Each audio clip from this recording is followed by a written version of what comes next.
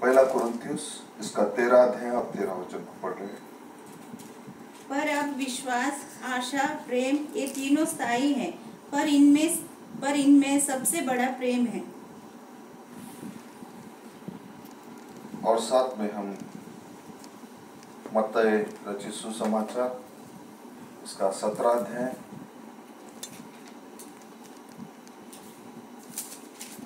और हम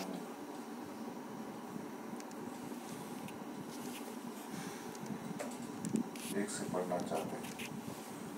6 दिन के बाद यीशु ने पतरस और याकूब और उसके भाई यूहन्ना को साथ लिया और उन्हें एकांत में किसी ऊंचे पहाड़ पर ले गया। वहाँ उनके सामने उसका रूपांतर हुआ और उसका मुंह सूर्य के समान चमका और उसका वस्त्र ज्योति के समान उजला हो गया। और मूसा और एलिया उसके साथ बातें करते हुए उन्हें दिखाई दिए। इस पर पतरस ने यीशु से कहा, हे प्रभु, हमारा यहाँ रहना अच्छा है। यदि तेरी इच्छा हो तो मैं यहाँ 3 मंडप बनाऊं, एक तेरे लिए, एक मूसा के लिए और एक एलिया के लिए।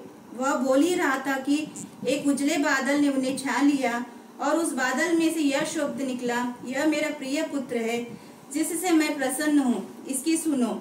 चेले यह सुनकर प्रभु इस वचन की आशीष करें। आइए हम अपने सरों को झुकाएं और हम प्रार्थना करें। प्यारे खुदावंद दयावान परमेश्वर प्रभु यीशु मसीह, जीवन के दाता, उद्धार करता यीशु, आज इस समय हमें आपके कृपा, दया और आशीष में आप बढ़ा रहे हैं। और प्रभु ऐसे कठिन और भयानक और बड़े ही प्रभु वायरस वाले समय के अंदर हम रह रहे हैं और हम सब प्रभु यीशु मसीह आपके ऊपर आधारित है, स्वर्ग की ओर देख रहे हैं, ताक रहे प्रभु कि आपके आगमन के लिए, आपके दूसरे आगमन के लिए इंतजार कर रहे। पिता हमें तैयार कर, यदि अगर हम उस आगमन में ना पाए जाए, उसके योग्य ना हो तो हम नाश हो जाएंगे। पिता हम सबके सुरीले हमारे अंदर से जो भी बुराई है प्रभु, उन सब को प्रभु यीशु निकाल लीजिए और वाकई प्रभु यीशु हमारे अंदर वो सारी बातें लेकर आ जो आपके भीतर, आपके अंदर आपने हमें दी है, चर्च को दी, विश्वासियों को दी, वो सारी बातें हमें प्रभु हमें दीजिए, ये प्रार्थना करता हूँ। आज की इस संडे की आराधना उपासना हम करते हैं प्रभु, इस संडे के सुसमाचार को प्रभु प्रचारते आपके नाम से, और आपने जो प्रभु यीशु कहा है उस अनुसार प्रभु हम सब प्रभु उपासना आराधना करते हैं। आज के संडे के आशीष को सब पर भेज प्रभु, सारे भाई बहनों पर भेज और सब लोग आनंद करें, करें, खुशी में रहे, सब लोग चंगे रहे, सब लोग प्रभु अपनी तैयारी करें, ऐसा होने दे, सहायता कर। सारा गौरव, महिमा, स्तुति, प्रशंसा आप ही को देते हुए हमारा उद्धार करता प्रभु यीशु मसीह के मधुर मीठे नाम से मांगते, सुमर कबूल कीजिए। प्रभु की महिमा करेंगे, स्तुति करेंगे और इस समय हम उस महान परमेश्वर का धन्यवाद देंगे। और हम यहाँ पर विशेष करके हम प्रभु के आगमन के लिए हम इंतजार कर रहे हैं और प्रभु का आगमन बहुत ही निकट है, प्रभु बहुत ही जल्द आने वाला है और हम सब उसके लिए इंतजार कर रहे हैं कि प्रभु हमें आए और अपने साथ बादलों पर उठा कर लेकर जाए, हमारा रूपांतर हो जाए।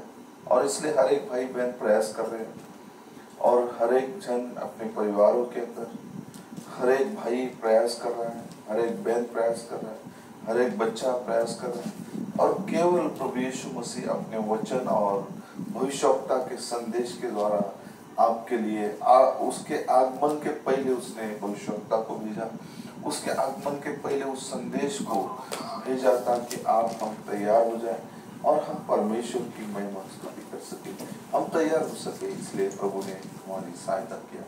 इसलिए आज हम छोटा सा एक शीर्षक जिसे ले रहे हैं, हम उस शीर्षक का शीर्षक है होप, फेथ एंड चैरिटी। मतलब फेथ, होप, चैरिटी, ये तीनों भी चीजें हमारे जीवन में होना चाहिए। और जब ये तीनों चीजें हमारे जीवन में होती है तब हम परमेश्वर के लिए, परमेश्वर के योग्य, परमेश्वर ने जो प्रभु यीशु ने हमें वो चीजें सिखाया कि ये तीनों भी चीजें हमारे जीवन में कली से हमें होना बहुत जरूरी है। मैं सबसे पहली बात ये कहना चाहता हूं कि जागो सोने वालों,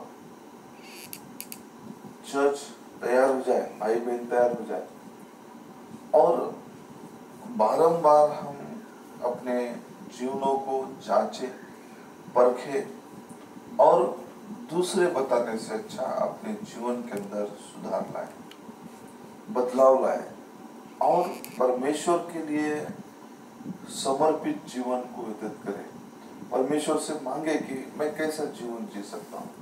इसलिए प्रभु ने यहाँ पर जो अपनी सेवकाई के अंदर यहाँ पर कुछ ऐसी बातें जो दिखाया, बताया, ताकि हर एक भाई बहन उन सारी बातों को समझे और जाने और आशीष पाए। सबसे पहली बात कि जो चीजें यहाँ पर दी है कि यहाँ पर कहा है कि हमारे पास ये तीन चीजें परमेश्वर ने वहां पर रखी है, और वो तीनों चीजें वहां पर दिखाया है पीटर, जेम्स और जॉन, जो कि क्या था वो hope, faith, hope and charity. ये तीनों बातें हमारे जीवन में होना चाहिए। और जब ये चर्च के अंदर जब तीनों बातें होती है तो ये तीनों बातें परमेश्वर जो क्या करता है, हर एक भाई बहनों को बढ़ाने के लिए, हर एक विश्वासियों को भीतर ये तीनों चीजों को रखता है। और जब ये तीनों चीजें होती है तब हमारे जीवन के अंदर हम परमेश्वर के गवाह हो जाते हैं। और गवाह होने के लिए परमेश्वर ने यहाँ पर ये तीनों बातों को वहां पर रखा कि उस रूपांतर वाले पर्वत पर ये जो स्थान है, ये स्थान बहुत ही रूपांतर वाला पर्वत जो है, उस पर्वत पे प्रभु यीशु मसीह ने उन 12 चेलों के में से इन तीनों को अपने साथ लिया और तीनों को साथ लेकर उस रूपांतरण वाले पर्वत पर प्रभु यीशु मसीह गए। सबसे पहली बात, प्रभु यीशु मसीह किसी को भी लेकर नहीं जाते जिसके अंदर विश्वास ना हो, जिसके अंदर आशा ना हो और जिसके अंदर प्रेम ना हो। ये जो तीनों को प्रभु यीशु मसीह ने पीटर, जेम्स एंड जॉन, इन तीनों को लिया और तीनों को प्रभु यीशु मसीह ने उस पर्वत पर, जो रूपांतर वाले पर्वत पर, उसे प्रभु यीशु मसीह लेकर गया। और लेकर जाने के बाद प्रभु यीशु मसीह ने वहां पर अपना मूल रूप, ओरिजिनल मतलब जो उसका मूल स्वरूप है, मुख्य स्वरूप है, उसको उस प्रभु यीशु ने प्रकट किया। हमेशा प्रभु यीशु मसीह गवाह रखता है। और इस बात को गवाह रखने के लिए वो कौन है, उसकी सेवकाई कैसी है, वो किस तरह का व्यक्ति है, किस देह के अंदर है, शरीर के अंदर वो कौन है और वो कौन है, इसके लिए उसने उस प्रभु यीशु मसीह ने अपना मूल रूप, स्वरूप वहां पर प्रकट किया कि वो कौन है। वो परमेश्वर है, एलोहिम है। और उस एलोहिम ने अपने आप को प्रकट किया और प्रकट करने के लिए उस एलोहिम ने क्या किया, स्वर्ग के अंदर से 3 गवाह रखा और पृथ्वी के 3 गवाह रखा। स्वर्ग के 3 गवाह और पृथ्वी के 3 गवाह। स्वर्ग का 3 गवाह ये था कि पहला तो एलिया, मूसा और फिर बाद में एलिया, और प्रभु यीशु मसीह भी बाइबल कहता है स्वर्ग से आया, वो 3 गवाह। और फिर बाद में जो पृथ्वी के जो लोग हैं, जो पतरस, याकूब और यूहन्ना, इन तीनों को जो पृथ्वी से थे, इन तीनों को प्रभु यीशु की गवाह रखा। और स्वर्ग के लिए, स्वर्ग से उन्होंने मूसा और एलिया और स्वयं प्रभु यीशु मसीह, ये 3 गवाह स्वर्ग से और 3 गवाह पृथ्वी से रखा, ताकि वो जो है वो परमेश्वर है, वो जीवन दाता है, वो हमारे लिए सब कुछ है। इसलिए उसने क्या किया, अपना स्वरूप बदल दिया। वो मनुष्य नहीं था, मनुष्य के शरीर में होकर स्वयं परमेश्वर वचन देहधारी हुआ, और वो देहधारी हुआ वचन लोगों के सामने प्रकट हुआ। इसलिए उसने केवल उन पर, यहाँ पे प्रभु यीशु मसीह चाहता था तो आज के हिसाब से प्रेस कॉन्फ्रेंस कर सकता था,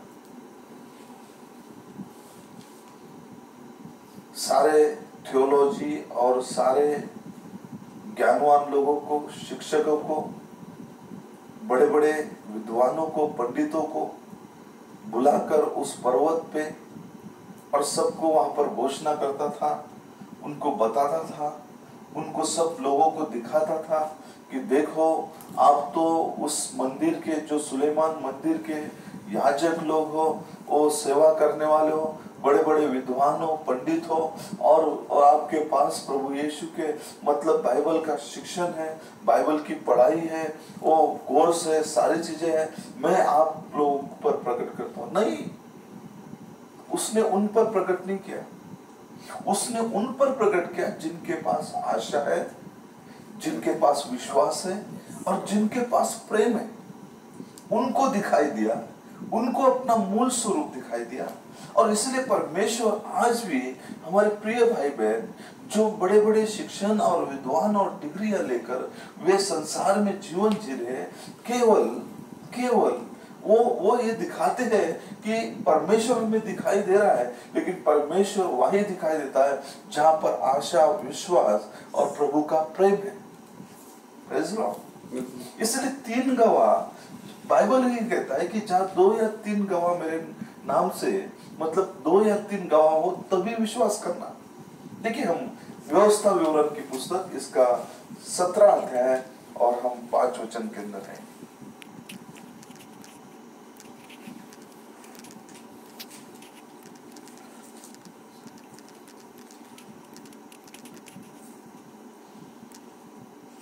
व्यवस्था विवरण की पुस्तक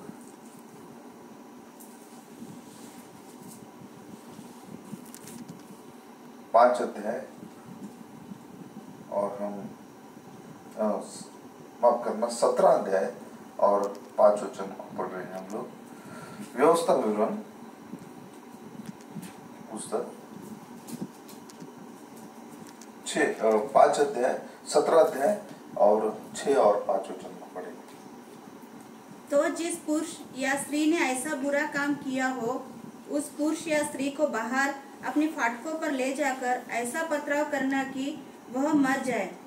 जो प्राण दंड के योग्य ठहरे वह एक ही की साक्ष्य से एक साक्ष्य के द्वारा ना मार डाला जाए, किंतु 2 या 3 मनुष्यों की साक्षी से मार डाला जाए। देखिए, व्यवस्था के अंदर ये भी दिया है कि ये जो गवाह है, साक्षी है, 2 या 3 होना चाहिए। और इसलिए प्रभु यीशु ने 3 गवाह उस रूपांतर वाले पर्वत पे रखा, स्वर्ग से 3 गवाह और पृथ्वी से 3 गवाह जो रखा है कि उसकी सेवकाई, उसकी सेवा जो प्रारंभ, आप इसे समझे, क्योंकि परमेश्वर कभी भी वचनों को नहीं तोड़ता, परमेश्वर वचनों के वो विरुद्ध जीवन नहीं जीता। वचन को पूरा करने के लिए यीशु आया और उसी वचन को पूरा करने के लिए, उसी व्यवस्थाओं को, उसी परमेश्वर के लेखों को पूरा करने के लिए आया। और इसीलिए प्रभु यीशु ने हर बात अपनी सेवकाई 3 के अंदर उन्होंने पूरी की। अब हम 19 अध्याय और 15 वचन को पढ़ेंगे। व्यवस्था विवरण 19 अध्याय और 15 वचन।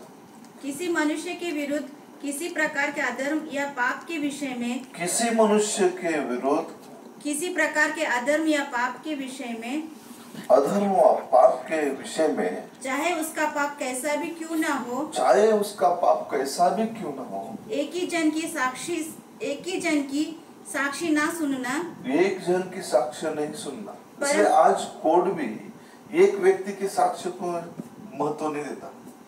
2 या 3, एक से अधिक 2 या 3, ये बाइबल का, ये बाइबल के अंदर ये सारी चीजें दिया है। कि ये क्या 2 से अधिक साक्षीदार और परंतु 2 या 3 साक्षियों के कहने से बात पक्की ठहरे। कहने से बात पक्की ठहरी जाए, इसलिए ये बात पक्की करने के लिए, उस वचन को पूरा करने के लिए प्रभु यीशु ने 3 गवाह रखा। और ये तीनों गवाह जो परमेश्वर के लिए, परमेश्वर की सेवकाई के लिए, परमेश्वर के लिए यीशु मसीह कौन है, यीशु मसीह कौन है, इस बात को जानने के लिए, समझने के लिए परमेश्वर ने अपने लिए 3 गवाह रखा। वो गवाह था आशा, विश्वास और प्रेम।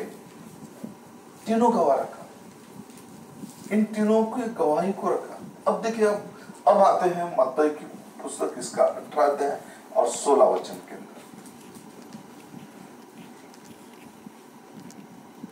यदि वह ना सुने तो 1 या 2 जन को अपने साथ और ले जा, कि हर एक बात 2 या 3 गवाहों के मुंह से निश्चित की जाए। देखिए, जब कोई चर्च का भाई या बहन या कोई व्यक्ति जब सुधरता नहीं है, तो इसलिए 1 या 2 या 3 गवाह के द्वारा काम किया जाए। 3 गवाह के द्वारा, और 3 गवाह के द्वारा जब काम किया जाता है तो बात पक्की समझाई जाती। और 3 गवाहों के द्वारा परमेश्वर उस मुंह के गवाही को पक्का समझाता है। जब परमेश्वर, इसलिए कहा कि अब जब कोई भाई पाप करता हो और कोई भाई उसे जाकर पहले तो उसे समझाए, सिखाए, सुधारे कि भाई इस बात को मत करना, बहन इस बात को मत करना, बेटा या बेटी इस बात को मत करना, ये पाप है। यदि फिर भी वो बारंबार कर रहे हैं, तो हमें क्या करना है? उन्हें समझाना है, उनके लिए प्रार्थना करना है, समझाना है। फिर भी नहीं समझते तो उसे नाश होने से बचाने के लिए बाइबल कहता है और किसी को लेकर जाओ और उसको समझाओ। फिर और नहीं मानता तो और 2 या 3 गवाहों को ले जाकर उस भाई बहन को प्रभु के ओर लेके आने के लिए, फेरने के लिए, उसे उसके गलतियों को दिखाने के लिए, उसे सुधारने के लिए उसे क्या करना चाहिए? हमें 2 या 3 गवाह के अंदर बाइबल जो है स्पष्ट देती है, दिखाती है, समझाती है। और ये सारी बातें, इसलिए प्रभु ने 2 या 3 बातों को गवाह रखा। और जब गवाही रखा तो इस तरह से रखा कि परमेश्वर ने अपनी गवाही के अंदर ये तीनों को, जो सबसे बड़े, जो चर्च के जो सबसे बड़े फ्रूट कौन से है? चर्च के सबसे बड़े फ्रूट है वो परमेश्वर का दास भविष्यवक्ता कहता है हिम, इस मैसेज के अंदर जो सबसे major fruit of the church, love, faith and hope, ये तीनों चीजें चर्च के मुख्य फलों में से है। और ये फल जो सबसे बड़ा इसमें से है बाइबल में से प्रेम। परंतु इन तीनों फलों को प्रभु यीशु ने चर्च के अंदर रखा ताकि ये चर्च के अंदर तीनों फल पाए जाए। और ये चर्च के अंदर जो सबसे सुंदर फल है, इन फलों को परमेश्वर ने कलीसिया के अंदर लाया ताकि कलीसिया के अंदर, विश्वासियों के अंदर ये जीवन हो जाए। आमीन, हालेलुया। लेकिन आज हमें गवाह होने के लिए ये 3 चीजों की जरूरत है, 3 चीजों की, 3 बातों की। और इसलिए हमें देखिए, सबसे पहली बात मैं ये कहता हूं, मुझे जितना समझा है ये मैसेज कठिन नहीं है, बहुत आसान है। और मुझे इसे समझने के लिए कुछ नहीं करना पड़ा। मुझे इसे समझने के लिए ईमानदारी से प्रभु के साथ रहना पड़ा, प्रभु के संदेश के साथ रहना पड़ा, मैसेज के साथ रहना पड़ा और प्रार्थना के साथ इस वचन को फॉलो करना पड़ा। आसान करके, आसान तरीका बता रहा हूं, इसको फॉलो करो ना, इसके दाएं ना बाएं जाओ, दाएं ना बाएं जाओ, ना पीछे मुड़ो, बस चलते रहो। अगर कठिनाई आई तो प्रार्थना करो और परमेश्वर से मांगो। प्रभु आपको, जब आप रुक जाओगे और प्रभु से सहारा मांगोगे तो प्रभु आपकी सहायता करेगा। जब कोई डूबता हुआ व्यक्ति है, जो कोई संकटों में है, तो वो चिल्लाता है कि मेरी सहायता करो, बचाओ मेरी, तो निश्चय स्वर्ग का परमेश्वर हमें बचाने के लिए, हमारी सहायता करता है, हमारी मदद करता है, और वो परमेश्वर हमारी सहायता के लिए इसलिए इस मैसेज को भेजा, पवित्र आत्मा को दिया, ताकि हमारी सहायता करे और हमें खींच के बाहर निकाले और हमें उठाए हमारी गिरी हुई अवस्था से, हमारी उस स्थिति से। इसलिए पवित्र आत्मा दिया, और ये पवित्र आत्मा सबसे बड़ा श्रेष्ठ है, और ये पवित्र आत्मा का फल है चर्च के अंदर विश्वास, आशा और प्रेम। और ये जब फल हमारे अंदर, ये जो सबसे बड़ा फ्रूट चर्च के अंदर विश्वासियों के अंदर रहता है, परमेश्वर उसकी अगुवाई करता है, प्रभु उसको उठाता है और धीरे धीरे चलना, ना ही इसमें अपनी बुद्धि ज्ञान को मिलाना है, ना ही इसमें कोई चीजें करना है। देखिए मेरे, आप धीरे धीरे पढ़ना शुरू करो। आपको जो भाषा आती है उस भाषा के अंदर उन किताबों को सुनिए, पढ़िए, उन सीडी और कैसेट को सुनिए, और सुनकर आप प्रार्थना करके इसके पीछे का चलने का निर्णय ले लीजिए, ठाम पक्का निर्णय, और निश्चित आप पाओगे कि आप सबसे श्रेष्ठ और आशीषित और जीवनदायी मार्ग पे चल रहे हैं। परंतु जब हम परमेश्वर के वचन में मिलावट करते हैं, और जब हम परमेश्वर के आशीष में मिलावट करते हैं, संदेश के अंदर मिलावट करते हैं, और सारे बातों के अंदर मिलावट करते हैं, तो हमें परमेश्वर आशीषित, प्रभु हमसे प्रेम करता है, लेकिन प्रभु कहता है कि उसमें से बाहर निकलो पूरी तरह से उन सारे गड़बड़ियों में से, कंफ्यूजन के अंदर। चर्च या प्रभु यीशु कंफ्यूजन में नहीं है, प्रभु यीशु का मार्ग स्पष्ट है और वो जीवन को लेकर जाता है। कंफ्यूजन उनके पास है जो संस्थागत है, और इसलिए प्रभु यीशु ने उस पर्वत पर कंफ्यूजन वाले लोगों को लेकर नहीं आया, जो पक्के सब कुछ छोड़कर यीशु के पीछे चल रहे थे, यीशु पर विश्वास कर रहे थे, यीशु पर आशा थी और यीशु से प्रेम करते थे, उनको ही प्रभु यीशु ने अपने आप को प्रकट किया। Praise the Lord. उनको ही देखिए, मैं एक छोटा सा हमारे जीवन का उदाहरण बताता हूँ। हम जो नारियल पीते हैं, खाते हैं, अगर वो नारियल, अगर एक केरला से नारियल 10 नारियल अगर लाए और वो भारत के किसी भी दिशा राज्यों के अंदर, स्थानों के अंदर लेकर जाए, और वो साउथ से लाया हुआ नारियल अगर वो महाराष्ट्र में आ जाए तो वो बदलता नहीं। अगर उसके अंदर फोड़ोगे तो नारियल निकलेगा, पानी निकलेगा।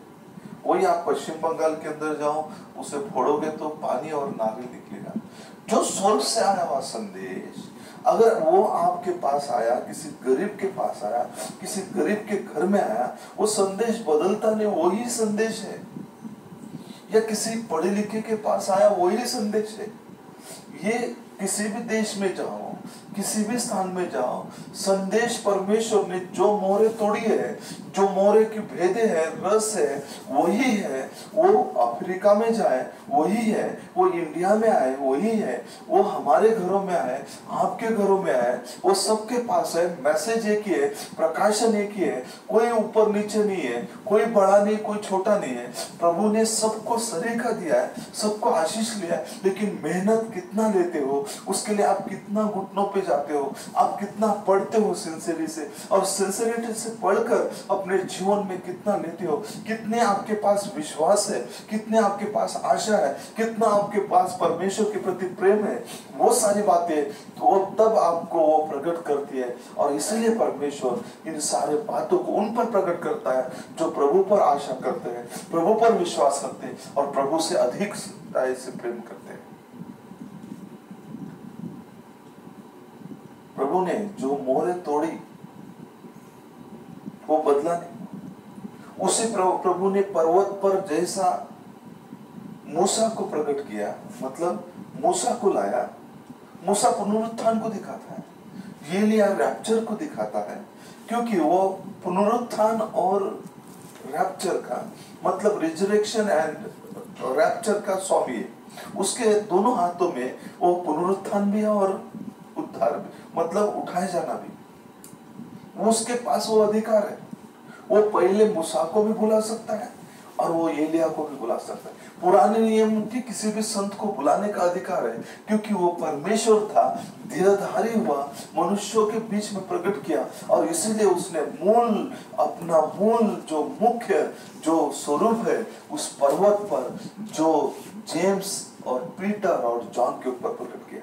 ये तीनों दिखाते हैं कि चर्च का ये प्रतिनिधित्व है, ये hope and faith and love है, चैरिटी है, जो कलीसिया के अंदर दिखाता है कि जो परमेश्वर पे अधिक वो कलीसिया प्रेम करती है, उस पर प्रभु प्रकट करता है, उस पर दिखाता है कि उस पर अपनी सारी बातों को उंडेल देता है। वहां पर उसने सारी बातों को उंडेल दिया, सारी बातों को प्रकट किया। जो छुपी हुई बातें थी, गुप्त थी, कोई नहीं जानता था कि यीशु कौन था, ये सीक्रेट, ये गुप्त बात उस पर्वत पे, उन तीनों पे, सर्वसाधारण लोगों पे, जिनके पास आशा और विश्वास और वो सारी चीजें थी।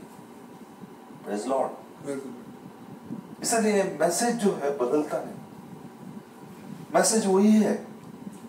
सीनियर हो, जूनियर हो, बच्चा हो, बड़ा हो, लेकिन मैसेज को हम कितना जानते हैं, दिखावा करने की जरूरत नहीं। मैसेज को जी के दिखाओ। मैसेज ही प्रूव करता है कि आप क्या है।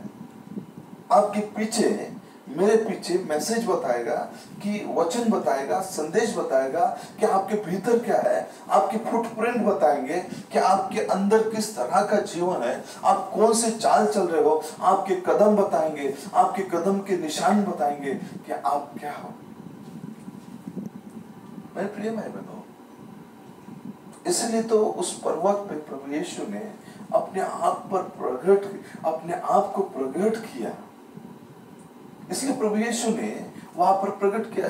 1963 में वहां पर उस एरिज़ोना के अंदर परमेश्वर ने स्वर्ग से इस बात को इंडिकेट किया कि वो परमेश्वर जो है वो उस परमेश्वर की भविष्यवक्ता के अंदर से वो प्रकट कर रहा था। वो बातें सच्ची थी, इसलिए मनुष्य के स्वरूप, मतलब एक परमेश्वर के स्वरूप का आकाश में एक रिंग आया और वो दिखाई दिया चेहरे के समान, और हुबेहू यीशु मसीह का चित्र, वो मतलब चेहरा दिखाई दे रहा था। और वो वहां पर कई स्वर्गदूत आए, वो स्वर्गदूत आकर उन्होंने यीशु मसीह के मुंह का चित्र बनाया और ये विंडिकेट कर रहा था, दिखाई दे रहा था कि हाँ, ये परमेश्वर का दास है और परमेश्वर स्वर्ग से उन बातों को गवाही दे रहा है। और पृथ्वी से भी बहुत सारे लोग जो उनके साथ थे, पृथ्वी पे बहुत सारी गवाहियां। आज भी जो भविष्यवक्ता है वो परमेश्वर की ओर से है। ये मैसेज जो है परमेश्वर की ओर से, ये दिखाता है, प्रकट कर रहा है, परमेश्वर प्रकट कर रहा है ये सारी बातों। Praise the Lord, hallelujah. क्या ये सुंदर बात है। लेकिन इसे समझना बहुत जरूरी है, इसे जानना बहुत जरूरी है कि हम कैसा जीवन जी रहे, किस तरह का जीवन जी रहे। सालों साल हम मसीह जीवन में जी रहे हैं, और हम जी रहे हैं तो हमारे पास वो पवित्र आत्मा का आग, फायर होना चाहिए। और फायर जब रहेगा तो आपके अंदर, मेरे अंदर परमेश्वर के लिए भूख और प्यास रहेंगी। जब फायर रहेगा तब कभी भी पवित्र आत्मा बुझाता नहीं है, जलाता है। पवित्र आत्मा कभी भी वचन के विरुद्ध जीने के लिए विवश नहीं करता। पवित्र आत्मा कभी आपको संडे में घर में बैठने के लिए नहीं कहता। पवित्र आत्मा आपको आपकी कलीसिया को छोड़कर आपको अन्य जगह पे जाने के लिए परवानगी नहीं देता। जब पहले अपने कर्तव्यों को पूरा करके परमेश्वर उन सारी बातों को, और हम दावा करते हैं कि पवित्र आत्मा हमारे पास है, पवित्र आत्मा का जीवन है, तो हम कदापि ऐसा नहीं कर सकते, कदापि नहीं। और यही बात है कि आज ये जो मैसेज है, ये जो संदेश है, जिसके पास आशा है, जिसके पास विश्वास है, जिसके पास परमेश्वर का प्रेम है, उसके अंदर ही परमेश्वर, उसको ही परमेश्वर प्रकट कर रहा है और इसलिए उसके ऊपर वो परमेश्वर दिखाई दे रहा है। सारे संसार को यीशु दिखाई नहीं दिया, सारे लोगों को दिखाई नहीं दिया, लेकिन प्रभु यीशु मसीह केवल उन तीनों को दिखाई दिया, उन तीनों पे ऊपर प्रकट किया, उन तीनों के ऊपर परमेश्वर ने वो सारी बातें बताई। ठीक जैसा परमेश्वर ने अपने दास भविष्यवक्ता के अंदर भविष्यवक्ता को, उन मोहरों को, वो मोहरों पर प्रकट किया, वैसा ही प्रभु यीशु ने यहाँ पर भी इन पर प्रकट किया। प्रभु ने 3 में काम किया। क्या आप विश्वास करते हैं? प्रभु ने 3 के अंदर काम किया। पिता, पुत्र, पवित्र आत्मा, पानी, लहू और आत्मा, जीवन, तीनों के अंदर परमेश्वर ने काम किया। और जब वो परमेश्वर ने काम किया हर जगह पे, अब देखिए, जो नोहा ने जहाज बनाया, 3 भाग थे उसके। सबसे ऊपर के भाग में मनुष्य रहते थे, बीच वाले भाग में वो पक्षी रहते थे, निचले भाग में वो जो 4 पाई के जानवर रहते थे। 3 स्टोरी था, जहाज एक ही है। परमेश्वर की सेवकाई 3 के अंदर थी, लेकिन परमेश्वर एक ही है, एक ही परमेश्वर, एक ही परमेश्वर। वही पवित्र आत्मा है, वही पुत्र है, वही पिता है, जो 3 समय के अंदर प्रकट हुआ। और मतलब 3 समय के अंदर उसने अपने आप को दिखाया। इसलिए उसने मूल अपना स्वरूप जो है लोगों को दिखाया कि लोग इस बात को समझे, और इसलिए उसने उन ज्ञानवानों से छुपा के रखा। मेरे प्रिय भाई बहनों, जब एजरा और नेहमिया की किताब पढ़ते हैं तो एजरा और नेहमिया की किताबों के अंदर देखते हैं कि वे बंदी गृह में गए, और बंदी गृह से जब वे वहां पर देखा उन्होंने कि वो तट, जो मंदिर के तट गिर चुके हैं, इसलिए उन्होंने उन तटों को दुरुस्त किया। नेहमिया ने दुरुस्त किया, गिरे हुए भागों को दुरुस्त किया। एजरा ने देखा कि बहुत सारे भाई बहन, उन्होंने क्या किया, अपने आप को अशुद्ध किया, अशुद्ध किया, अपने आप को परमेश्वर के उस वाग्दान से, वचन से अशुद्ध कर दिया, और वे वैसा जीवन जी रहे। मसीह है, बिलीवर है, बुलाए हुए चुने हुए लोग हैं, परंतु वैसा जीवन जी रहे। इसलिए एजरा ने उस रेड लाइट एरिया के लोगों के लिए, उन स्थानों के लिए उसने प्रार्थना नहीं की, उन शराबियों के लिए प्रार्थना नहीं की। तो एजरा मंदिर में जाकर उनके लिए प्रार्थना कर रहा था, उनके लिए रो रहा था, जो विश्वासी है, चुने हुए, और चुने हुए होकर भी वे परमेश्वर के विरुद्ध पाप कर रहे। हम पढ़ेंगे उसे, एजरा की पुस्तक, इसका 9 अध्याय और 6 वचन।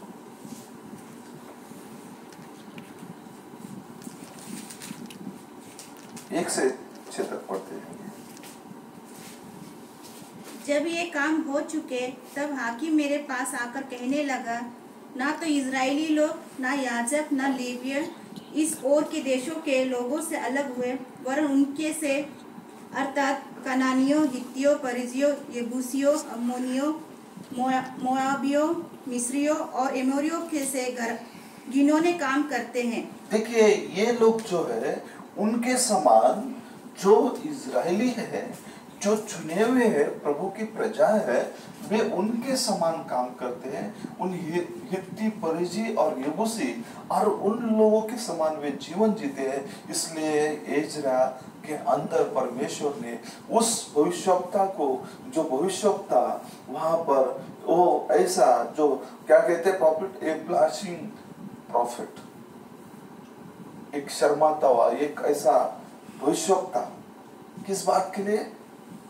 उनके लिए नहीं रो रहा था, वो उन वेश्याओं के लिए नहीं रो रहा था, जो वेश्या काम करते हैं, उन शराबियों के लिए नहीं रो रहा था। वे ऑलरेडी शराब पी रहे हैं, वे वो काम कर रहे हैं, वो बुराई कर रहे हैं, उनके लिए नहीं रो रहा था। वो उनके लिए रो रहा था जो उसकी प्रजा है, जो उसकी चुने हुए लोग हैं, जो इजरायली है, उनके लिए रो रहा था, उनके लिए चिल्ला रहा था, उनके लिए प्रार्थना कर रहा था, उनके लिए वो मंदिर में गया। आज भी ये भविष्यवक्ता उनके लिए, जो चुने हुए, जो बुलाए हुए लोग, जो परमेश्वर की प्राइड के लिए वो प्रार्थना कर रहा है। वो भविष्यवक्ता वहां पर उनके लिए प्रार्थना नहीं कर रहा था जो ऐसे गंदे जीवन जी रहे, गंदे कामों को कर रहे, शराब पी रहे, अशुद्ध कर रहे, लेकिन परमेश्वर का दास भविष्यवक्ता एजरा उनके लिए प्रार्थना कर रहा था जो पाप कर रहे थे, इजराइल। आज में प्रभु उनके लिए सबसे दुख किसको होता है? परमेश्वर को, कि जो परमेश्वर की चुने हुए लोग, जो चर्च कहलाते हैं, जो ब्राइड कहलाते हैं, जो इस संदेश के अंदर वे गलतियां करते, पाप करते, अशुद्ध जीवन जीते, उसके लिए देखिए बाइबल क्या कहता है, हम पढ़ेंगे उसे आगे।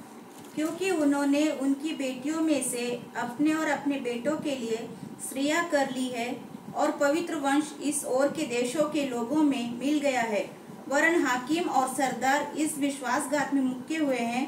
यह बात सुनकर मैंने अपने वस्त्र और बागे को फाड़ा और अपने सिर और दाढ़ी के बाल नोचे और विस्मित होकर बैठा रहा। तब जितने लोग इज़राइल के परमेश्वर के वचन सुनकर बंधुआई से आए हुए लोगों के विश्वासघात के कारण तरतराते थे, सब मेरे पास इकट्ठे हुए, और मैं सांझ की बाट के समय तक विस्मित होकर बैठा रहा। परंतु सांझ की भेंट के समय मैं वस्त्र और बागा फाड़े हुए उपवास की दशा में उठा, फिर घुटनों के बल झुका और अपने हाथ अपने परमेश्वर यहोवा की ओर फैलाकर कहा, हे मेरे परमेश्वर, मुझे तेरी ओर अपना मुंह उठाते लाज आती है। देखिए इस भविष्यवक्ता को लाज आ रही है कि मुख उठाने के लिए क्यों लाज आ रही है?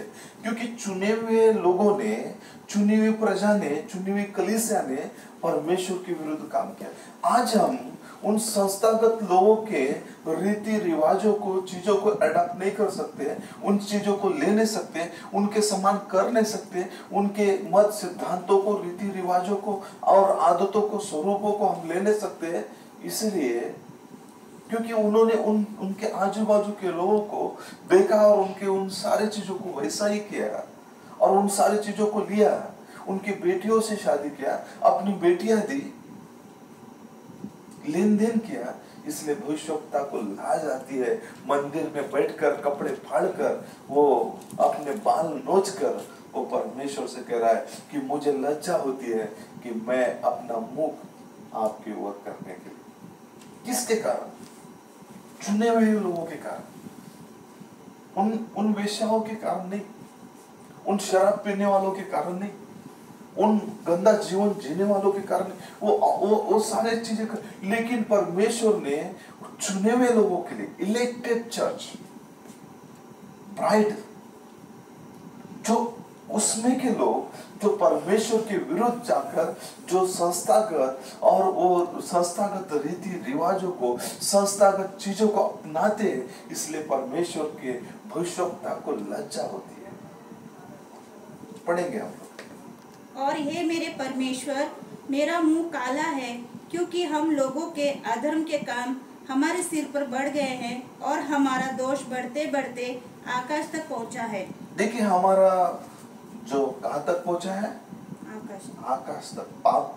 पाप जैसा हम जब चूल्हे में लकड़ियां जलाते हैं और वो लकड़ियों का धुआं आकाश की ओर जाता है, वैसा ही मनुष्य के पाप जो धरती पर किए जाते हैं, मनुष्य का झूठ, मनुष्य का अपराध, मनुष्य का व्यभिचार, मनुष्य का अशुद्ध जीवन, वो सीधा धुआं बनकर वो परमेश्वर की ओर, आकाश की ओर जाता है।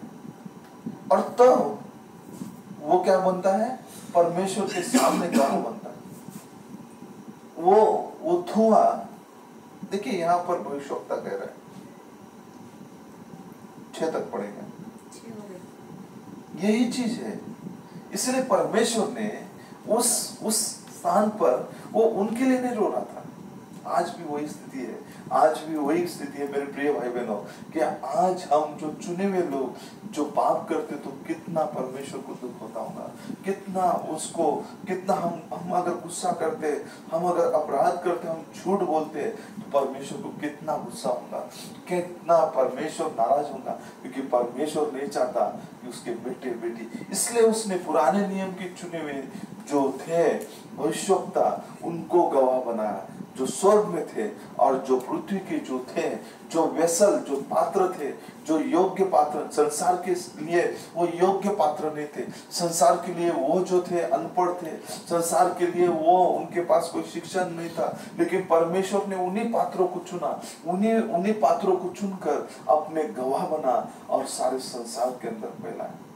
आज चर्च के अंदर वही पात्रों की आवश्यकता है, जो परमेश्वर पर आशा रखे, जो परमेश्वर पर विश्वास रखे, जो परमेश्वर से प्रेम करे।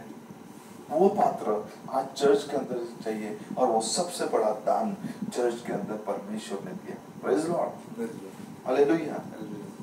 प्रभु के नाम का धन्यवाद हो, प्रभु के नाम की जय जयकार हो। एक बार एक जयराज नाम का व्यक्ति था बाइबल के अंदर। लूका रचित सुसमाचार इसका 8 अध्याय के अंदर शायद वो वचन होगा, हम उसे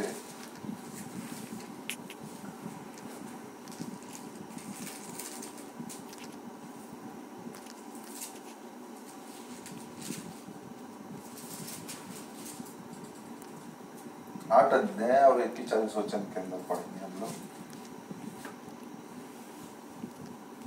इतने में याईर नामक एक मनुष्य जो आराधनालय का सरदार था आया और यीशु के पांवों पर गिर के। देखिए, ये कोई साधारण व्यक्ति नहीं था।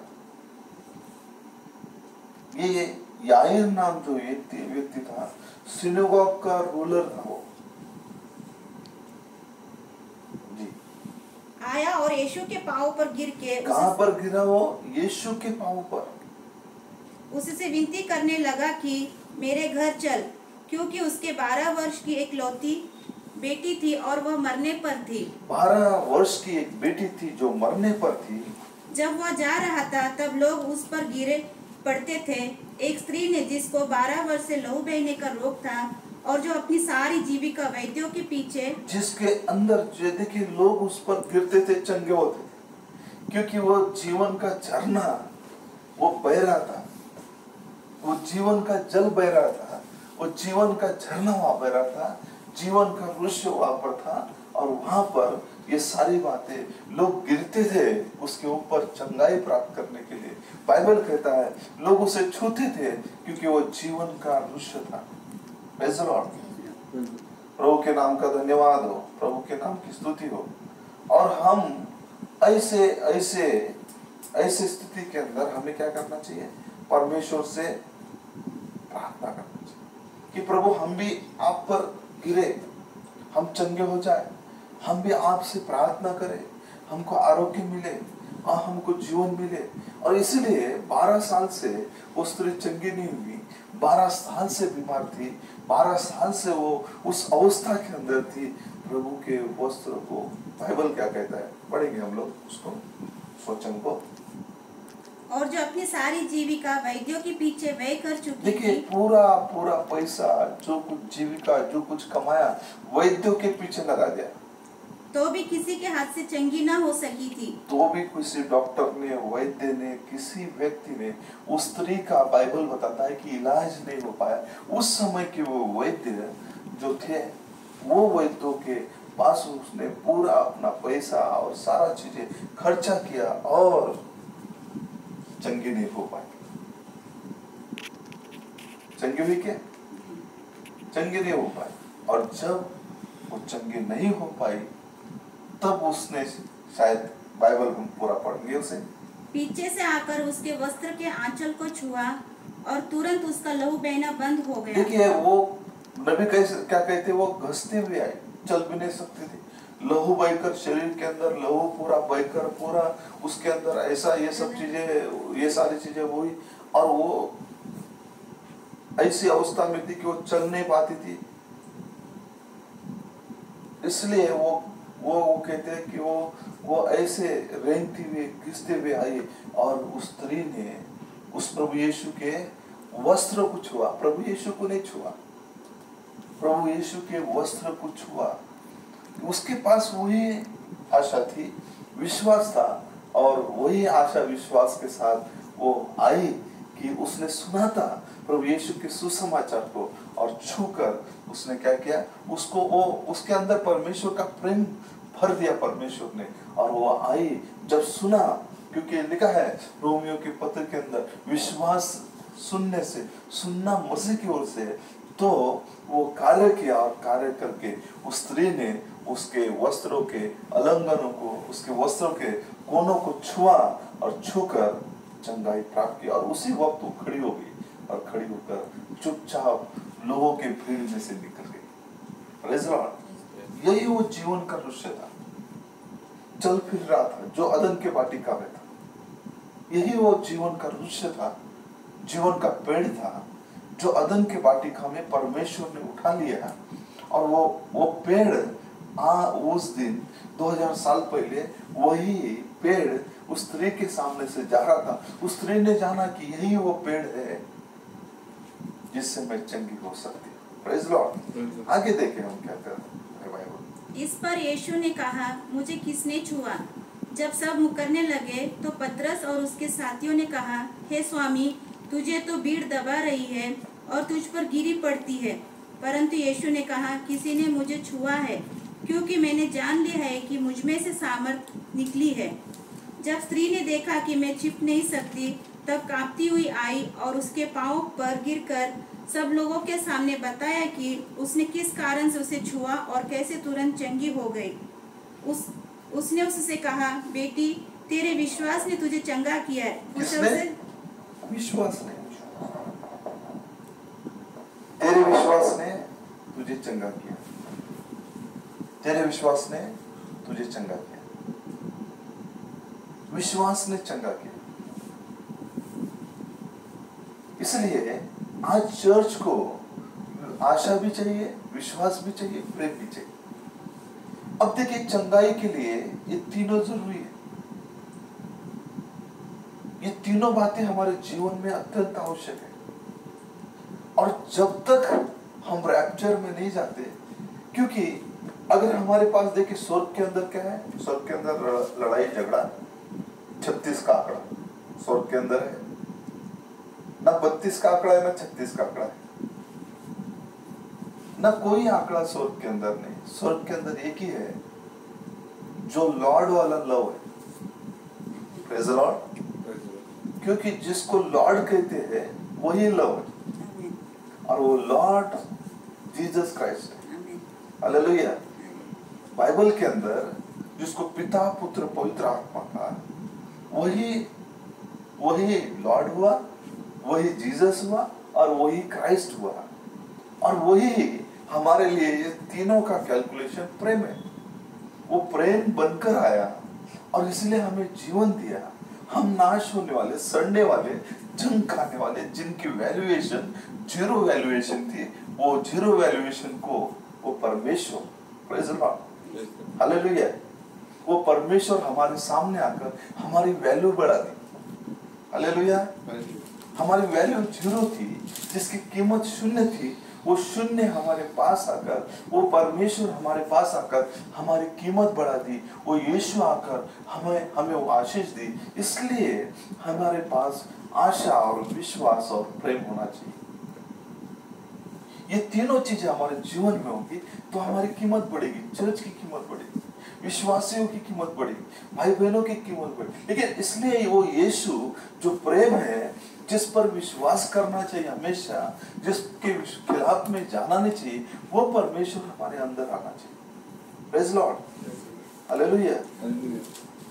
प्रभु के नाम का धन्यवाद देता हूँ कि ऐसा सुंदर संदेश प्रभु ने आज हमारे दिनों के अंदर प्रकट किया, और उस प्रभु का धन्यवाद हो।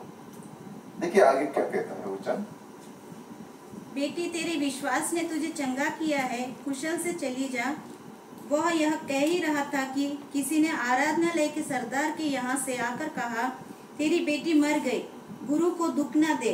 अब देखिए, बीच में ये बात ही कह रहा था, तो जो याईर जो उसके साथ में था, यहाँ पर याईर भी है, और याईर जो उस सिनेगॉग का रूलर है, सरदार है, वो यहाँ पर उसके साथ है, इस घटना को देख रहा है। और उसके घर प्रभु यीशु मसीह जा रहे थे, याईर के घर जा रहे थे, और याईर जो है, याईर के घर से कोई संदेशा लेकर आया, अभी गुरु को, प्रभु को अभी तकलीफ मत दो, क्योंकि बेटी क्या हुआ, पड़ी है। यीशु ने यह सुनकर उसे उत्तर दिया, मत डर, केवल विश्वास रख तो वह बच जाएगी। केवल विश्वास रख तो वो बच जाएगी। घर में आकर उसने पतरस, यूहन्ना, याकूब और लड़की के माता पिता को छोड़ अन्य किसी को अपने साथ भीतर आने न दिया। देखिए, किसी को अंदर नहीं आने दिया। अंदर किसको किसको लिया? पतरस को, याकूब को और यूहन्ना को। मतलब प्रभु यीशु ने चंगाई के लिए भी उस कमरे को, जब दरवाजा कमरा बंद किया, स्वयं प्रभु यीशु मसीह और पतरस जो विश्वास, याकूब जो आशा और यूहन्ना जो प्रेम, ये तीनों को साथ में लिया और उस बच्ची को, याईर के बेटे को प्रभु यीशु ने चंगाई दी। आज चर्च को भी चंगाई चाहिए तो ये तीनों की आवश्यकता है, आशा, विश्वास और प्रेम। ये तीनों चीज। आज हम कुड़कुड़ाते, मैं सालों से अगर कुड़कुड़ाते हो तो निश्चित, जैसा कि हम यात्रा कर रहे, इजरायली लोग यात्रा कर रहे थे तो कुड़कुड़ाते थे, भैया हमको खाना नहीं मिल रहा है मूसा, भैया हमको पानी नहीं मिल रहा है, हमको ये नहीं हो रहा है मूसा, हम हमारे लिए ये कर दे ब्रदर, हम ये चाहते हैं ब्रदर, वो चाहते हैं। और वो तो इतना कुड़कुड़ाते थे कि पूछो मत। लेकिन मूसा के पास क्या था? केवल परमेश्वर का वचन। केवल वो परमेश्वर से उतना प्रेम करता था जितना वो कर सकता है। वही प्रेम आज हमारे बीच में होना चाहिए। वही प्रेम कलीसिया के अंदर होना चाहिए।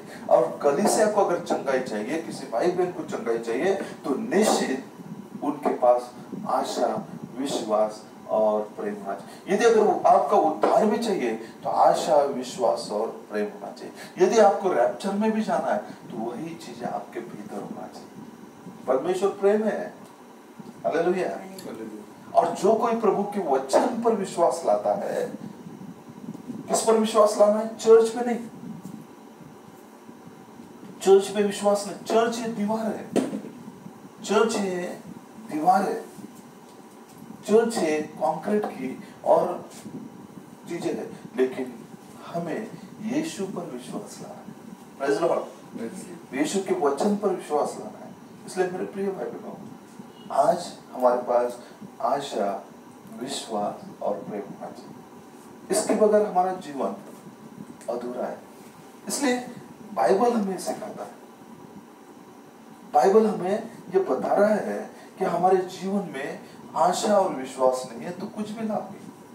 इसलिए प्रभु ने ये सारा मैसेज दिया ताकि आपको, हमको संसार से बाहर ना कर हमारे ऊपर प्रकट किया, कि हमारे ऊपर परमेश्वर ने स्वयं को प्रकट किया, इस मैसेज के द्वारा प्रकट किया। आज बहुत सारे लोग अंधे हैं, बहुत सारे लोग देख नहीं पाते, बहुत सारे लोग समझ नहीं पाते बाइबल को। बाइबल इतना स्पष्ट है, क्यों नहीं देख पाते? मुझे समझ में नहीं आता है। मैं कभी कभी रोता हूँ प्रभु की इनको क्यों नहीं समझ में आता है। इतना बड़ा परमेश्वर जिसने रूपांत पर्वत पे अपने आप को दिखाया कि मैं ही वो प्रभु, फिर भी वो समझ नहीं पाते।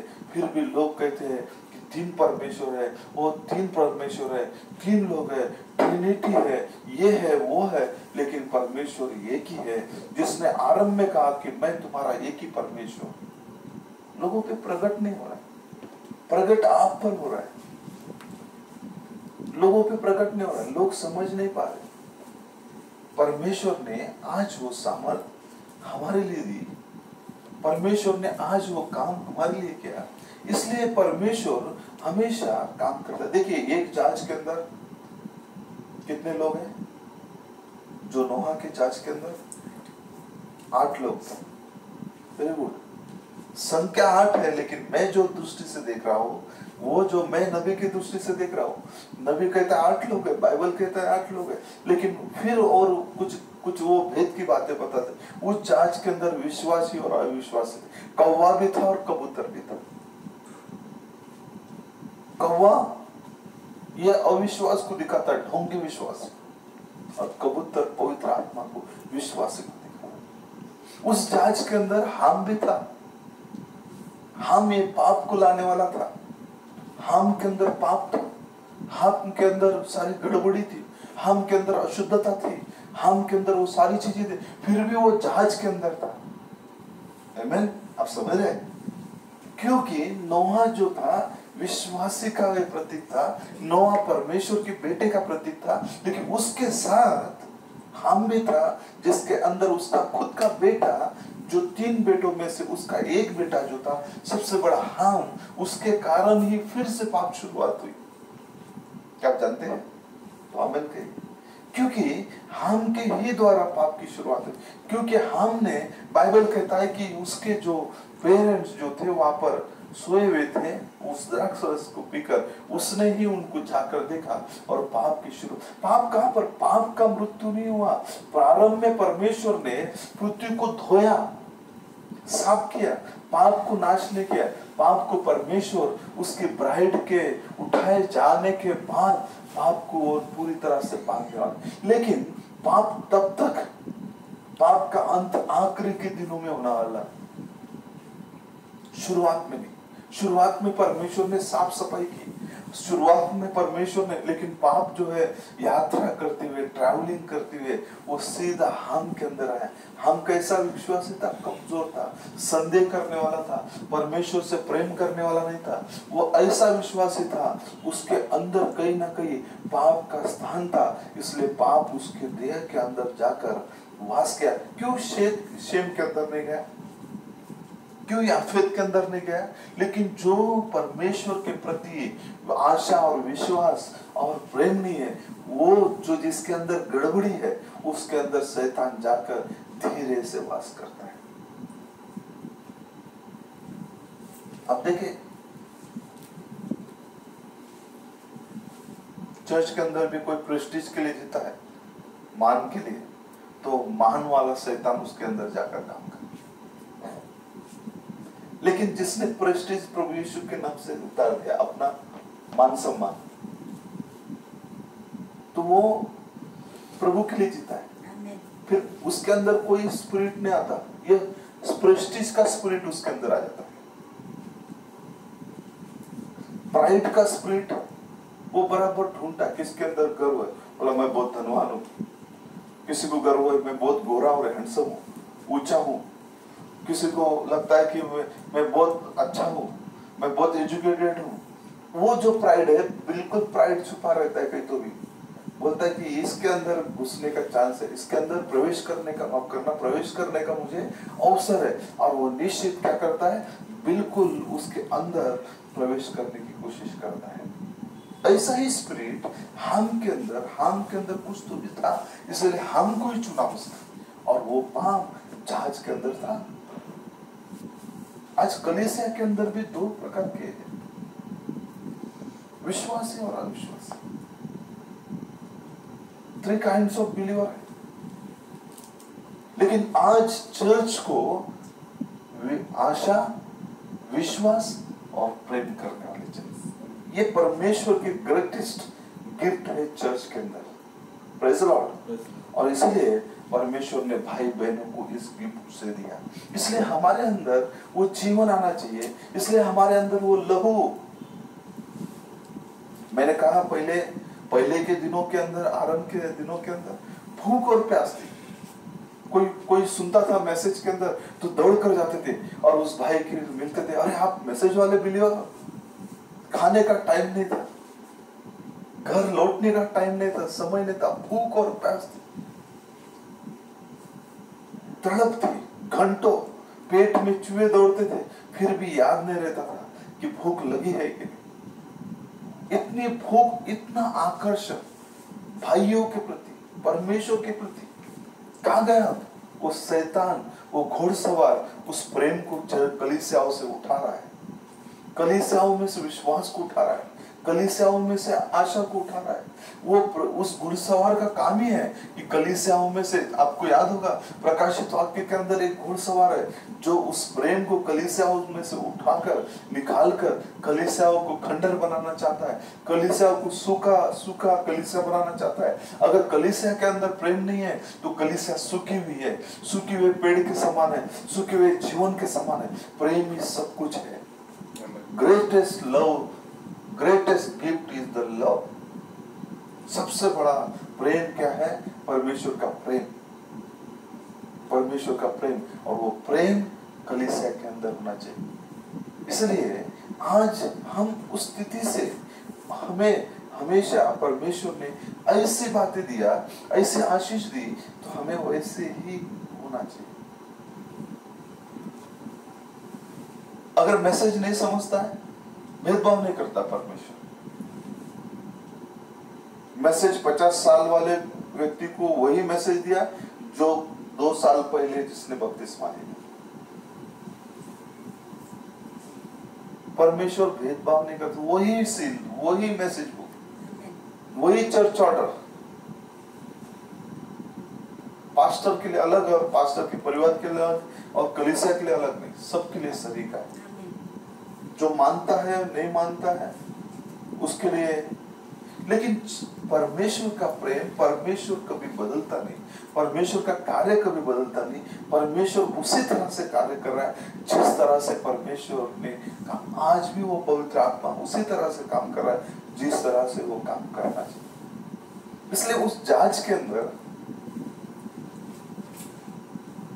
उस जहाज के अंदर कौवा भी था, जहाज के अंदर ट्रैवलिंग कर रहा था, बहुत आनंदित हुआ, मैं बच गया, मैं बच गया, प्रभु ने मुझे बचा लिया। लेकिन जब चेक करने का वक्त आया, उसको परमेश्वर ने बाहर भेजा ट्रायल के लिए, पता करके आ भाई, तो वो भाई चले गए बाहर और संसार के समान बन गया। उस सड़ाहट, संसार के सड़ाहट, संसार के रीति रिवाजों में, संसार की बातों के अंदर मिल गया उनके जैसा। चर्च में दूत, बाहर भूत, क्षमा करना, चर्च में दूत, बाहर भूत, वो जो था वो स्पिरिट, और वो उसमें जाके मिल गया, उनका हो गया, उस सड़ाहट को खाने लगा, आनंदित होने लगा, और बहुत बोला कि बहुत अच्छा हो गया। ये क्या है जो नोहा हमेशा संदेश संदेश संदेश, प्रार्थना करो, संदेश सुनो, और प्रार्थना करो, संगति करो, ये सब चीजें होती थी। लेकिन बाहर पूरा सड़ाहटा, आनंद करता था, खुशी करता। लेकिन यही कबूतर वहां बाहर गया तो उसको सड़ाहट और गंदगी, रीति रिवाज, सिद्धांत, मत, झूठी शिक्षण और सारी सड़ाहटी उसको पसंद नहीं आया। बोला नहीं, वहां तो मेरी संगति होती थी, वहां प्रार्थना होती थी, वहां पर नोहा क्या करता था, अंदर इनको संगति होती थी, अंदर अंदर प्रचार करता था। भविष्यवक्ता कहते हैं वो अंदर प्रचार करता था, इसलिए वो लौट कर आया। कहां से है? एक अच्छी जगह से अच्छी जगह में आया। इसलिए आज चर्च को जीवन, चर्च के पास हो जीवन, चर्च के पास हो आशा, चर्च के पास हो विश्वास, चर्च के पास हो सारी बातें होना चाहिए। और चर्च जब यीशु पर आशा करता है, चर्च प्रभु यीशु पर विश्वास करता है, प्रभु यीशु के वचन पर वो विश्वास करता है, चर्च जब प्रभु से प्रेम करता है, जो व्यक्ति प्रभु से सही प्रेम कर सकता है वो सारे भाई बहनों से प्रेम करता है। जो व्यक्ति प्रभु से प्रेम नहीं कर सकता वो प्रभु से भी, प्रभु के लोगों से भी प्रेम नहीं कर सकता, ना प्रभु के संदेश से प्रेम कर सकता है, ना प्रभु के वचन से प्रेम कर। जो व्यक्ति प्रभु के लिए ईमानदारी से प्रेम करता है वो प्रभु के लोगों से प्रेम करता है, प्रभु के वचन से प्रेम करता है, प्रभु के भविष्यवक्ता से प्रेम करता है, और वो सारी बातों से प्रेम करता है। Praise the Lord. क्योंकि परमेश्वर ने, क्या आपको लगता है परमेश्वर भेदभाव करता है? परमेश्वर प्रेम करता है, और परमेश्वर प्रेमी है। परमेश्वर के अंदर प्रेम का स्वभाव। परमेश्वर ने नहीं कहा कि आगे से प्रेम पाप मत करना। फिर हम क्यों करते हैं? जब उसने हमें चंगाई दी, जिसने हमें जीवन दिया, जिसने हमें आरोग्य दिया, और हमारे अंदर, इसलिए हमारे अंदर वो, अगर हमने संसार को हासिल किया, पौलुस कहता है, और हमने धन, संपत्ति, शिक्षा, सारी चीजें हमने हासिल किया, और यदि हमारे अंदर प्रेम ना हो तो हम क्या है? ठनठनाते पीतल के समान है। क्या हम उस वचन को पढ़े?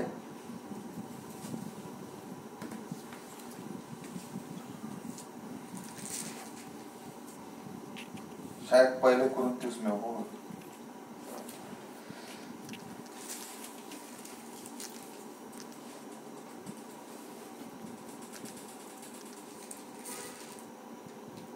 पहला कुरिन्थियों 13 अध्याय और 1 वचन। यदि मैं मनुष्यों और स्वर्गदूतों की बोलियां बोलूं, यदि मैं मनुष्य और स्वर्गदूतों की बोलियां बोलूं और प्रेम न रखूं, तो मैं ठनठनाता हुआ पीतल और झंझनाती हुई झांझ, सिर्फ बड़बड़ करने वाले, सिर्फ दिखावा करने वाले, सिर्फ बोलने वाले, सिर्फ झंझनाती और ठनठनाती हुई झांझ। और यदि मैं भविष्यवाणी कर सकूं और सब वेदों और सब प्रकार के ज्ञान को समझूं, और मुझे यहाँ तक पूरा विश्वास हो कि मैं पहाड़ों को हटा दूं, परंतु प्रेम न रखूं, तो मैं कुछ भी नहीं। देखिए आपके पास कितना ज्ञान है, कितने सीनियर है, कितने पहले बपतिस्मा लिया, कितने बाद में बपतिस्मा लिया, और अगर कितना भेद मालूम है, कितना संदेश मालूम है, और प्रेम ना रहे। ये मैसेज प्रेम को लाता है। अगर मैसेज अकड़न को नहीं लाता, बाइबल प्रेम को लाता है, मैसेज प्रेम को लाता है। जिसके पास मैसेज है उसके पास प्रेम है। अगर आपके पास सच्चा मैसेज का लाइफ है तो आपके पास प्रेम रहेगा ही रहेगा। और वो प्रेम मैसेज इसलिए लाता है, प्रेम को लाता है, मैसेज विश्वास को लाता है, मैसेज आशा को लाता है, मैसेज गड़बड़ी को नहीं लाता। मैसेज जो है प्रेम को लाता है। इसलिए अगर आप सीनियर हो, जूनियर हो, बड़े हो, छोटे हो, ये कुछ मायने नहीं रखता। मायने रखता है प्रेम, शुद्ध प्रेम। कितना जानते हो, कितना नहीं जानते हो, अगर आपके अंदर प्रेम है तो आप सब कुछ है। प्रेम, परमेश्वर प्रेम है। बाइबल कहता है परमेश्वर प्रेम है। जिसके पास परमेश्वर है उसके पास प्रेम है, जिसके पास प्रेम है उसके पास परमेश्वर। God is love. John chapter के अंदर कहा है परमेश्वर प्रेम है। फिर ये सारी चीजें होकर क्या लागू? इसलिए उस परमेश्वर ने उन पर प्रकट किया जो सर्वसाधारण लोग थे। चंगाई भी दिया तो किसको लिया? उसने बोला नहीं नहीं, इस शहर का सबसे बड़ा याईर, आपके आराधना का सबसे बड़ा मेन प्रीस्ट को, बिशप को लेकर आओ, उसको लेकर मैं प्रार्थना करता हूँ। नहीं, उसने कहा पतरस को लो अंदर, याकूब को अंदर लो और यूहन्ना को अंदर लो। तीनों जब अंदर आए और फिर दरवाजा बंद किया, और फिर दरवाजा बंद करके उनके माता पिताओं के साथ फिर उसने प्रार्थना की और उस बच्चे को चंगाई। पर्वत पे उसने कौन है, क्या है, वो प्रकट करने के लिए उसने कहानी की सबसे बड़ा, इस देश का जो सबसे बड़ा मेन जो कार्डिनल वगैरह होगा उसको बुलाऊं, मैं प्रकट करता हूँ। नहीं, उसने तो उस पर प्रकट किया जिसके पास आशा, विश्वास और प्रेम। ये वचन उसी को प्रकट, उसी को दिखता है, प्रकट होता है उसी पर। एक जानवर ओपोमोस जो भविष्यवक्ता के पास प्रार्थना करने आया, उस ओपोमोस के अंदर भविष्यवक्ता के प्रति प्रेम डाला, और ये जंगली जानवर, जंगल का रहने वाला प्राणी भविष्यवक्ता के पास प्रार्थना करवाने के लिए आ रहा है। और प्रार्थना करवा के 3 दिन, वो लगभग मुझे याद नहीं, 3 दिन तक वो वहां पर था। वो ऐसा जंगल का प्राणी एक भविष्यवक्ता के घर आकर प्रार्थना, वो जानता था ये प्रार्थना करने वाला, उसके अंदर प्रेम है, वो मेरा शिकार नहीं करेगा। वो तो, जबकि उनको तो शिकार करना अच्छा लगता था, लेकिन वो शिकार नहीं करते थे। लोग बोलते शिकार करते, जानवरों को मारते। उन्होंने कोई जानवरों को, मतलब किसी की ऐसी हत्या नहीं की। वो परमेश्वर का दास है, परमेश्वर ने उसके अंदर प्रेम डाला और वो प्रेम उसके अंदर था, इसलिए वो ओपोमोस जो प्राणी था वो अपने बच्चों के साथ उस वहां पर आया, प्रार्थना करवाया। प्रार्थना करने के बाद कई दिन तक वहां था, मतलब कुछ दिन की तक। फिर बाद में वो जंगल की ओर चले गया अपने बच्चों को लेकर। वो बैल इतना खूंखार 3 हत्या कर चुका था, मुझे याद है 3 से अधिक। उसने सॉरी गलती से उसके हाथ में आ गया, क्योंकि उसके एरिया में प्रॉफिट गया, इसलिए इतना बड़ा प्रॉफिट उसने 3 और लगभग जिस समय भविष्यवक्ता गया वहां पर उस खेती के अंदर अपने मित्र को मिलने के लिए, तब वो वार्डन का काम कर रहे थे, वार्डन करके वो फॉरेस्ट डिपार्टमेंट वो काम कर रहे थे, तब वो गलती से चले गए और वो उस बैल ने लगभग 3 से लोगों को मारा और उसी हफ्ते में एक की हत्या की। इतना खूंखार था, और जैसे ही वो गलती से उसके सामने चले गए तो वो इतने जोर से दौड़ते आए, लेकिन भविष्यवक्ता था, उसके अंदर क्या था, नम्रता का जीवन था। बोला सॉरी है, मेरे को मालूम नहीं, मैं आपके हद में आ गया। आज लोगों को सॉरी बोलने के लिए हम बोलते मसीह, यीशु कह रहा है पिता इन्हें क्षमा कर। इतना बड़ा भविष्यवक्ता कहता है कि सॉरी, बैल को सॉरी कह रहा है, एक प्राणी को सॉरी कह रहा है कि मुझे मालूम नहीं था कि मैं आपके एरिया में आ गया, आप यहाँ पर हो। गलतियां करके भी हमें सॉरी कहने की हिम्मत नहीं है, पापों को स्वीकार करने की हिम्मत नहीं, झूठ को स्वीकार करने की हिम्मत, अपने गर्व और अहंकार को स्वीकार करने की हिम्मत नहीं। कैसे प्रभु वो हमारे बलिदानों को स्वीकार कर सकता है, कैसे हमारे प्रार्थनाओं को सुन सकता है। लेकिन उतने खूंखार जानवर को वो शेर से भी भयानक था, इतना स्पीड से दौड़ते हुए भविष्यवक्ता की ओर आ रहा था, और जैसा ही भविष्यवक्ता ने कहा सॉरी कहा, और उन्होंने कहा उसे प्रभु यीशु के नाम से, वो आकर एकदम पास खड़ा हुआ। प्रेम बहुत सामर्थ्य है।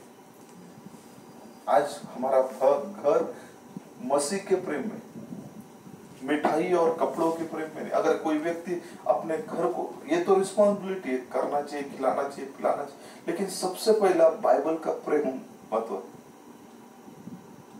उस परिवार के अंदर बाइबल का प्रेम है, आप भूखे भी रहेंगे चलेगा, लेकिन परमेश्वर का बाइबल का प्रेम अगर उस परिवार में हो और किसी के अंदर ना हो, तो आज सुबह मांगे, माफ करना कि प्रभु मुझ में प्रेम डाल, मुझ में वो विश्वास डाल, मुझ में वो आशा डाल, ताकि मैं उस प्रेम और विश्वास और आशा से भर जाऊं। घर प्रेम पर बना है, हमारी बुनियाद ये यीशु है, प्रेम है, इस पर हमारी बुनियाद है। चर्च की बुनियाद इस पर है। मेरे प्रियो, प्रभु आप सबको बहुत आशीष करे। कोई बिछड़ना नहीं चाहिए, कोई पीछे रहना नहीं चाहिए, सब का उद्धार हो, सब स्वर्ग में जाए, प्रभु के पास जाए, यही प्रभु की इच्छा। इसलिए नबी को भेजा इस युग के अंदर, इस समय के अंदर, इस टाइम के अंदर, इस घड़ी के अंदर, इस बड़े भयानक समय के अंदर प्रभु इस लॉकडाउन के द्वारा आपसे मुझसे बात कर रहा है। प्रभु ने जो भी वो विपत्तियां जो आ रही है, शुरुआत हो चुकी है, प्रभु का आना बहुत ही निकट है, और हम देखते हैं कि विपत्तियों पर विपत्ति आने वाली है, और ऐसे विपत्ति आने वाली है कि आप मैं सोच से परे है। इसलिए सावधान, तैयारी कर ले, क्योंकि विश्वासियों को, ब्राइड को विपत्ति छू नहीं सकती, बाइबल और भविष्यवक्ता कहता है, और ये प्रमाण हो रहा है। तो इसलिए आप तैयार करें, आप अपने आप को सुधारें और हमारी कमी घटियों को दूर करें। और हम कुछ नहीं, हम केवल शून्य है, मिट्टी है, वो हमारे से जुड़ा है, इसलिए हम सब कुछ है। हम कुछ बन पाए, हमारे पास हमारी वो वैल्यूएशन बढ़ गई, वरना मेरी वैल्यूएशन 0 थी, 0 से भी कम वैल्यूएशन थी, लेकिन यीशु मुझसे जुड़ गया, इसलिए मुझे आज थोड़ी बहुत वैल्यूएशन आ गई, वरना मेरे पास कोई वैल्यूएशन भी नहीं। मेरे प्रिय भाई बहनों, आज इस मैसेज से अधिक प्रेम करो, इस मैसेज को अपने हृदय में स्थान, अपने हृदय में कोई चीजों को स्थान ना हो, केवल मैसेज, और मैसेज ही सब कुछ है। और ये मैसेज आज हमारे भाई बहनों के अंदर होना चाहिए। इसलिए मैं आप सबसे विनती करता हूँ कि हम उस परमेश्वर की महिमा स्तुति करें। आइए हम उस वचन को पूरा करते हैं, उसे पढ़ते हैं। पहला कुरिन्थियोस 13:1। एक से 2 से पढ़िए। और यदि मैं भविष्यवाणी कर सकूं और सब वेदों और सब प्रकार के ज्ञान को समझूं और मुझे यहाँ तक पूरा विश्वास हो कि मैं पहाड़ों को हटा दूं, परंतु प्रेम न रखूं तो मैं कुछ भी नहीं। यदि मैं अपनी संपूर्ण संपत्ति कंगालों को खिला दूं या अपनी देह जलाने के लिए दे दूं और प्रेम न रखूं तो मुझे कुछ भी लाभ नहीं। प्रेम धीरजवंत है और कृपालु है। प्रेम डाह नहीं करता, प्रेम अपनी बड़ाई नहीं करता और फूलता नहीं, वह अनरीति नहीं चलता, वह अपनी भलाई नहीं चाहता, झुंझलाता नहीं, बुरा नहीं मानता, कुकर्म से आनंदित नहीं होता, परंतु सत्य से आनंदित होता है। वह सब बातें सह लेता है, सब बातों की प्रतीति करता है, सब बातों की आशा रखता है, सब बातें में धीरज धरता है। प्रेम कभी टलता नहीं। भविष्यवाणियां हो तो समाप्त हो जाएंगी, भाषाएं हो तो जाती रहेंगी, ज्ञान हो तो मिट जाएगा, क्योंकि हमारा ज्ञान अधूरा है और हमारी भविष्यवाणी अधूरी। परंतु जब सर्वसिद्ध आएगा तो अधूरा मिट जाएगा। देखिए, प्रेम सब कुछ है। प्रेम सब कुछ है और ये प्रेम आज हमारे बीच में होना चाहिए। इसलिए मैं चाहता हूं कि ये जो प्रेम से बोलने में नहीं, बहुत सारे लोगों को सुना प्रेम, बच्चों को सुना, लेकिन प्रेम करना क्या है आप अपने माता पिताओं से पूछो, या आप अपने भविष्यवक्ता से पूछो कि प्रेम क्या होता है और प्रेम करने वाला क्या क्या करता है। प्रेम जो करता है उसके प्रेम के अंदर कोई संदेह नहीं होता, प्रेम के अंदर कोई संदेह नहीं होता। प्रेम फूलता नहीं, प्रेम प्रेम करता है।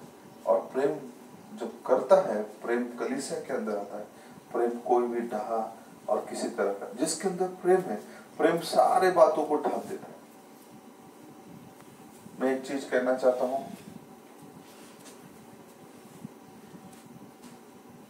और मैं उस बात को बोलकर बंद करना चाहता हूं। प्रभु आप सबको बहुत बहुत आशीष करे। जब कोई भाई बहन या बच्चे परिवार की गलतियां करते, पाप करते, गलत राह पर चले जाते, उस परिवार के बड़े बुजुर्ग उन बच्चों को अपने प्रेम से उन सारे गलतियों को ढांपते हैं, उन्हें सुधारते हैं और उन्हें मौका अवसर देते हैं कि एक बेहतर जीवन जिए। उनके माता पिता को पता होता है कि हमारे बच्चों ने क्या क्या गलतियां की, कौन से पाप किए,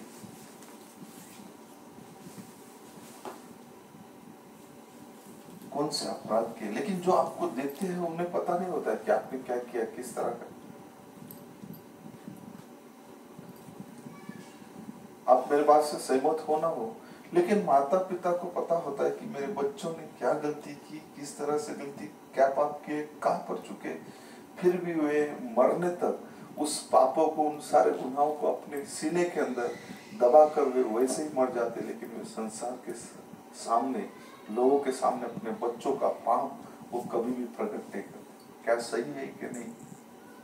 ये सही है। माता पिता कभी भी उन पापों को बाहर नहीं। ठीक वैसा ही परमेश्वर भी हमारे पापों को उस क्रूस पर ढांप दिया, उस क्रूस के अंदर ले लिया और वो सारे चीजों को लेकर वो अधोलोक अब कभी याद नहीं करता। हम भी अपने बच्चों के पाप, बुरे से बुरे, गंदे से गंदे, खराब से खराब, उनके पाप उन्होंने जो किए हैं, अगर वो प्रकट किए जाए तो संसार उनसे नफरत करेगा, लोग उससे प्रेम नहीं। यदि वही पाप वो परमेश्वर हमारे प्रकट करता है तो संसार हमें छोड़ेगा नहीं, लेकिन परमेश्वर हमसे प्रेम करता है। इसलिए वो क्या करता है, हर एक के पापों को ढांप देता है। वो सच्चा पिता है, सच्चा माँ। जब अगर हम माता पिता होकर हमारे बच्चों के पापों को ढांपते हैं, तो वो परमेश्वर जो स्वर्ग और पृथ्वी का, हर जाति, हर भाषा, हर व्यक्ति का, हर रंग के व्यक्ति का वो परमेश्वर है, वो पिता है, वो हर एक के पापों को ढांप देता है, अपने भीतर लेता है, और उसे भीतर लेकर उसने 2000 साल पहले क्रूस पर अपने अंदर लेकर उसको अधोलोकों में लेके गया, और उसको अधोलोकों के अंदर पूरी तरह से उसने दबा दिया। अब आपको मुझे वो अपने समान देखता है। उसका प्रेम ऐसा है, सच्चा प्रेम। इसलिए आज उसने हमें उसके गवाह बनाया, विटनेस बनाया, आशा के साथ, विश्वास के साथ, प्रेम के साथ। जब उसने हमसे प्रेम किया तो हम भी औरों से प्रेम करें, अपने चर्च से प्रेम करें, अपने भाई बहनों से प्रेम करें, अपने लोगों से प्रेम करें, और सबसे प्रेम करें समानता से। हम परमेश्वर के गवाह बने, परमेश्वर की स्तुति आराधना करें, और परमेश्वर के राज्य के लिए बात चले। इस मैसेज को लेकर चले, इस संदेश को, आज के इस तुरी को, आज की ये संदेश तुरी है, इन तुरियों को फूका जा रहा है, इस सुसमाचार को, आज के सुसमाचार को फूका जा रहा है। इसमें आप भाग बनो, मार्च करते चलो उस देश की ओर जो हमारा देश, जहाँ के हम नागरिक हैं। हमें मार्चिंग करते हुए आगे बढ़ना है। प्रभु आप सबको बहुत ऐसा आशीष करे। प्रभु आपको बहुत बहुत प्रेम करता है। आप भी प्रभु से प्रेम करें, एक दूसरे से प्रेम करें, और प्रभु के प्रेम में बढ़ते रहे, इस संदेश में बढ़ते रहे। यही मैं शुभकामनाएं करता हूँ। कोई गलती हो तो मुझे क्षमा करना, और मेरे लिए आप प्रार्थना करना। आइए हम सर झुकाए, प्रार्थना करें। प्यारे खुदावन, दया परमेश्वर, अल्फा और ओमेगा, आदि और अंत, यीशु आप सच्चे हैं, जिंदे हैं। आपका वचन सच्चा, जिंदा है, ये मृत नहीं है, और ये 1000 सालों से प्रभु ये आज भी हमसे बोलता है, आज भी हमें उत्तेजित करता है, प्रेरणा देता है।